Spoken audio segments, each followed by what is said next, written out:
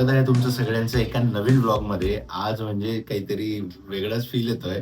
9:30च्या आधी अंघोळ करून रेडी आहे. म्हणजे मागच्या 1 महिन्यामध्ये मला आठवत नाही की 9:30च्या आधी मी कधी अंघोळ केली असेल.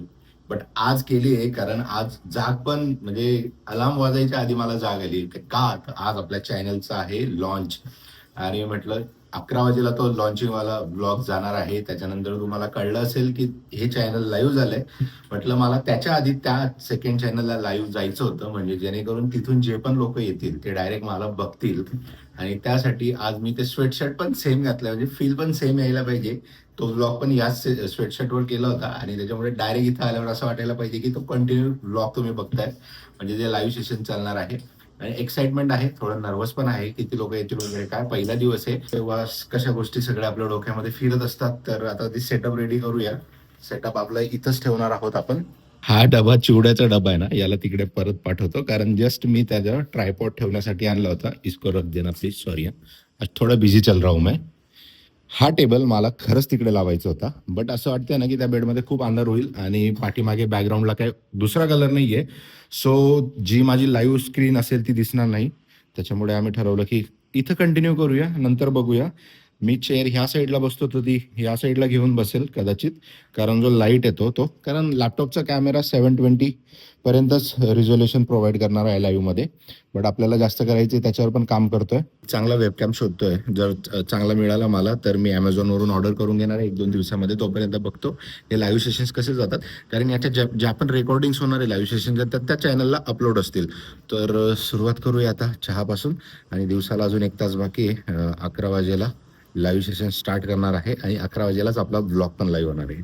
अर्चू बोलतोय तू तुझा सेटअप आहे ना वेगळ्या बेडमध्ये लाव, म्हणजे तिथं काही डिस्टर्बन्स होणार नाही. आणि काही हद तक मैं भी उससे ॲग्री कर रहा हूं.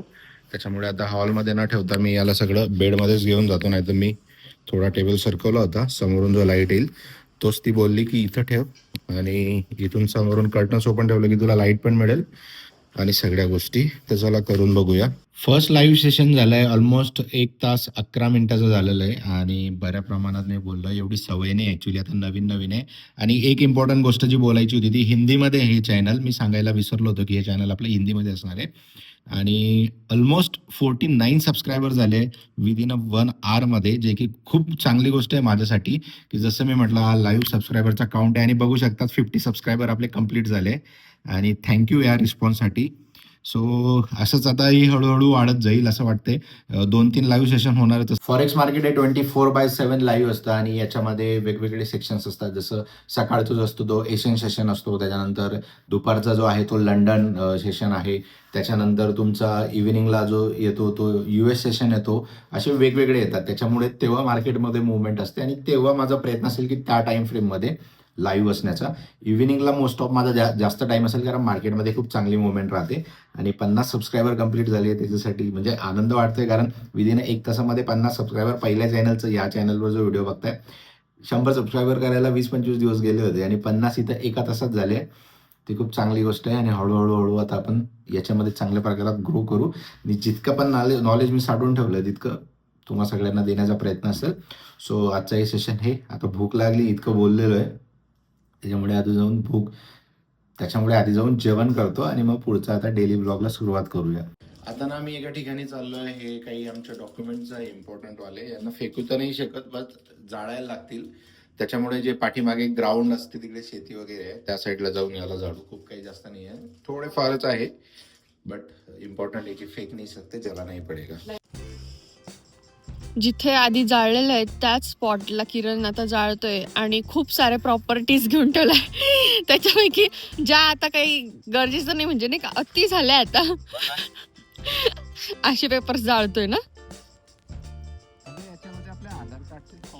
रे टाक रे, तू किती ठेवणार आहे त्या. काय करायचंय, ओरिजिनल आहे की दाखवायचे का? पेटतंय का? आग लगाने के काम मेरे आते हैं ना हमको. ए तुला चांगलं येतं. अरे रे रे रे रे. पेटतंय की. अच्छा, थोडं धरून ठेव त्याला. अच्छा, पेटलं का?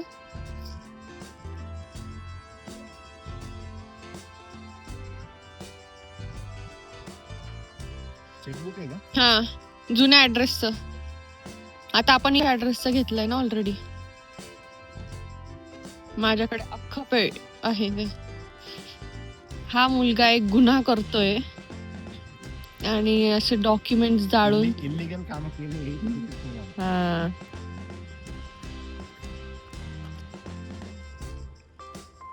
असं सांगू नये आपण.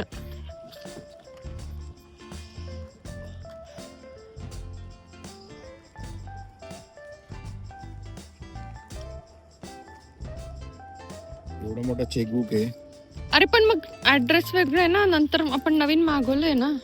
पुरा चेकबुक लाना पडेगा. ठेव ठेव ठेव, जळेल ते. नाही तुटणार तुझ्याकडनं. एखाद चेक बरिया तेरे नाम का साईन तर नाही ना माझी त्याच्यावरती. अकाउंटला पैसे तर येऊ द्या आधी खाली व्हायला.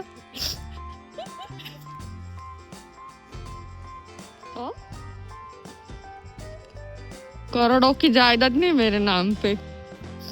आज ना हे डॉक्युमेंट जेव्हा आम्ही आज कपाटातून काढत होतो ना, फाईल मध्ये ठेवले होते, तेव्हा या डॉक्युमेंट मध्ये ना, आम्ही नाही, जेव्हा अर्चू सगळं काढत होती की कामाचे आणि बिनकामाचे, तेव्हा ह्या डॉक्युमेंट्स मध्ये ना एक ॲग्रीमेंट कॉपी होती. आणि ती ॲग्रीमेंट कॉपी अर्चूने वेगळी काढली. मी लाईव्ह स्ट्रीमिंग मध्ये होतो, त्याच्यानंतर मी माझं काम करत होतो आणि अर्जुने ती ॲग्रीमेंट कॉपी अशी वेगळी ठेवली, सांभाळून ठेवली आणि मला बोलवलं बेडमध्ये की ही ॲग्रीमेंट कॉपी कोणाची आहे. म्हणजे तिला असा डाऊट आला ना की काय मी वेगळा रूम वगैरे घेतलाय की काय, आणि त्याचं ॲग्रीमेंट कॉपी वगैरे आहे की काय. म्हणजे मी असे काही डॉक्युमेंट्स काढले की जे मला शुअर नव्हते ठेवायचे की फेकायचे. बट डोक्यावरती एकदा हात ठेव की एकदा तो विचार आला होता की काय याने काहीतरी झोल केलाय की काय. ज्या प्रकारात विचारलं ना, किरण ही ॲग्रीमेंट कॉपी कोणाची आहे, कधीचं ॲग्रीमेंट आहे, 27 जूनचं. आपण 27 जूनला तर इथंच आहे, मग ॲग्रीमेंट कॉपी कसं काय.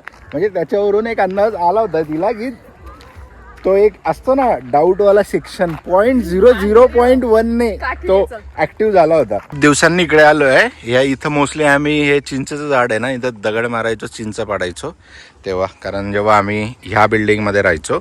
आता खूप दिवसांनी आलो इकडे हे डॉक्युमेंट जाळायला. आणि बट आम्हाला पुढे त्या ग्राउंडवर जायचं होतं, बट रस्ता बंद झाला आहे, खोदलाय, पाईपलाईनचं काम सुरू होतं, त्याच्यामुळे मग आम्ही इथंच थांबलो आणि इथंच हे जाडलं.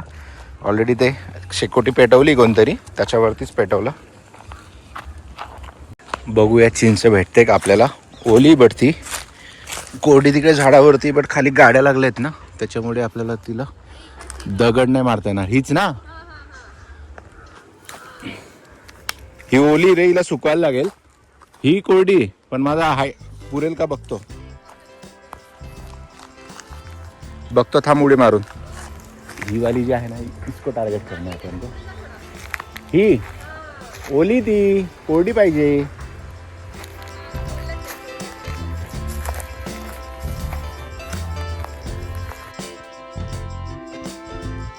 यार